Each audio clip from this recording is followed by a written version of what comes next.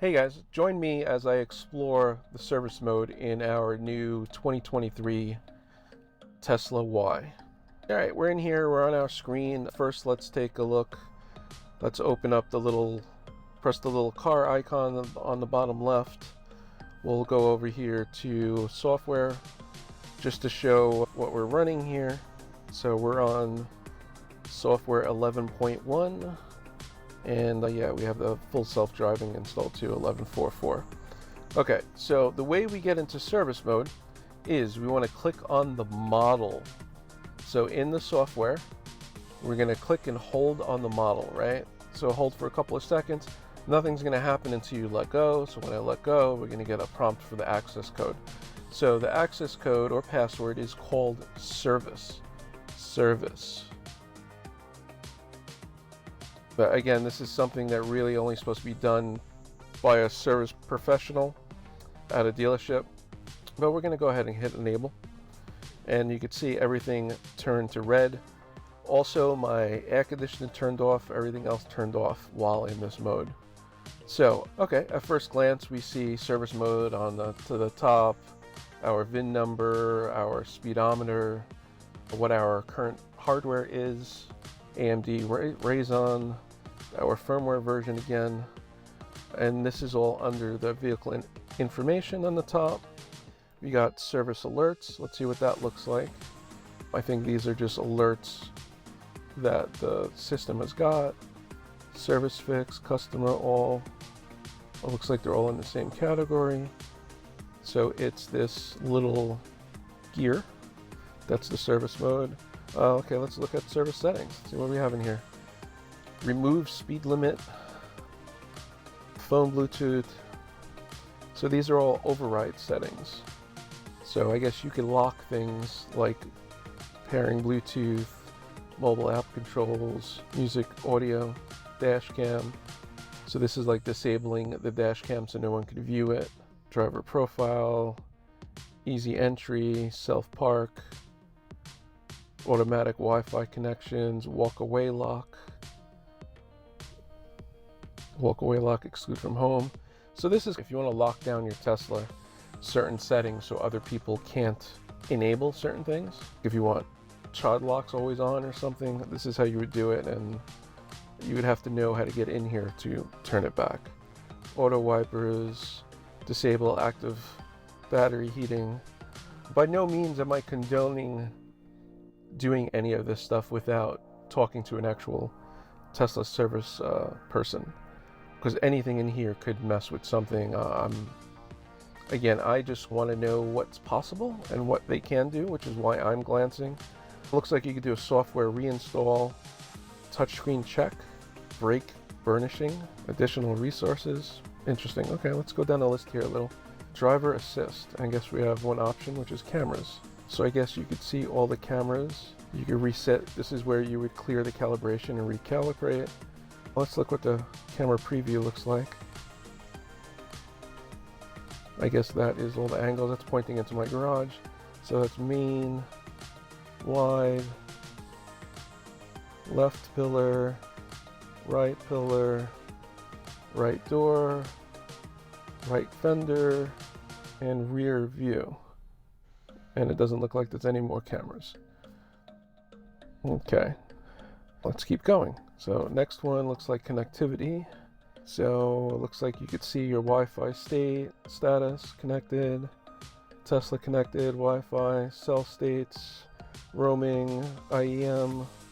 Looks like you could test LT antennas, you could test the modem. Okay, going next we have high voltage charging. So it looks like we have the charging options in here. We can see how much, if it's plugged into the wall, how many amps it's getting. Cable state, latch. So I guess it's cool that it gives you little graphics on where everything's going. So maybe that's gives you a better understanding of where something's broken in the chain. Okay, let's go back to that. HV system. Front unit, compressor, drive unit, battery again. It looks like they have a battery health test, which I've seen other people talk about. I'm not going to comment on that. I haven't really looked too much into it. but let's keep going. HV battery. So that looks like the battery state. So it looks like if you're doing ground shipping, it needs to be discharged under 48%. Or if it's going, oh, so they even have all these shipping things in here, which I guess makes sense. Safety first, right? If they're shipping by the ground, the battery has to be under a certain amount. If you're shipping on isolated ground shipping, I guess it needs to be under another certain. Again, I look learning stuff I didn't know before. Okay, there's one more HVIL, which I don't know what that stands for. Force HVIL. So maybe that's just the flow diagram of electricity going all the way around through everything, which is interesting. Okay, so that was it in that category. Now we're up to little battery, low voltage. So power distribution, again, what we saw before. Spherical load state, reverse battery, pulse, MOSFET, capacitors, DC to DC support.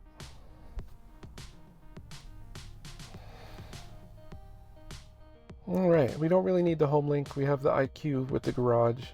So let's keep moving. So we have the thermal options in action. It looks like run coolant pumps identification, test HVAC performance, test thermal performance. We got sensors and valves.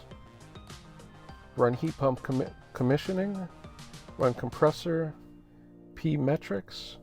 This looks like the compressor workflow through everything. Refrigerant system, okay, that makes more sense. We got our condensers, our evaporators, and the compressor itself, so I'm assuming it's just pushing the oil around the whole workflow here. Again, take everything I say with a grain of salt. I am not a professional in this stuff, nor do I know that much about the inner workings of the Tesla. Here it looks like, again, we're seeing the workflow of the pumps, TP pumps, battery pumps, autopilot, just their coolant running through everything, it looks like. Now we're at HVAC.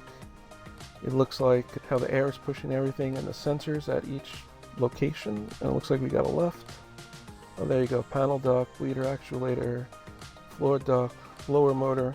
So again, I think they make it very intuitive for them to figure out what's going on in here, because I'm assuming these parts would light up red or something if something's not working right. And here's the right side. Looks pretty much like the left side.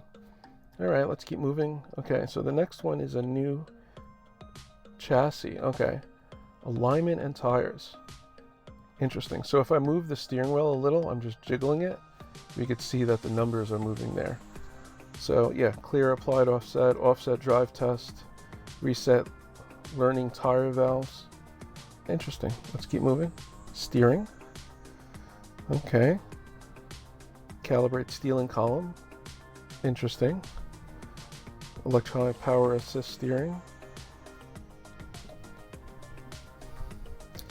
Rack replacement. Okay. I don't know what SCCM is. Let's see. It looks like it shows the steering wheel. I don't know. Let's try to. Okay. So if I go up or down. Oh, I thought I saw something for a second. Yeah, I can see that. I'm moving my left wheel up and down, and I'm seeing that stuff move. I guess it's a way to test that all the buttons and functions are working. Okay, the next one looks like a door. Windows. Okay. Left front windows, I guess calibrated. Speed table build. Okay. Windows state. Switch pack state. Left rear windows, right rear windows. Rear defrost. So calibrate windows. Wiper replacement. Okay. Interesting. Okay, that's all that was in there. And there's one more. Airbags. I guess it shows all the airbags. So I guess there's 2 in each seat and up in the front. Interesting. Okay. I don't see anything in the back though. That looks like it. Let's see what this little blue exclamation point is. Tap on components to see more. Yeah. Far side airbag. Airbag. Restraint control module. Driver knee airbag. Okay, that's interesting. Passenger bag. Alright guys, I think that was the quick run through of the service mode here. There's a lot I don't know, but it's a lot of information in there also. As they say in G.I. Joe, knowing is half the battle, right? Knowing what information you have access to will help in the long term. Alright guys, till next time, take it easy.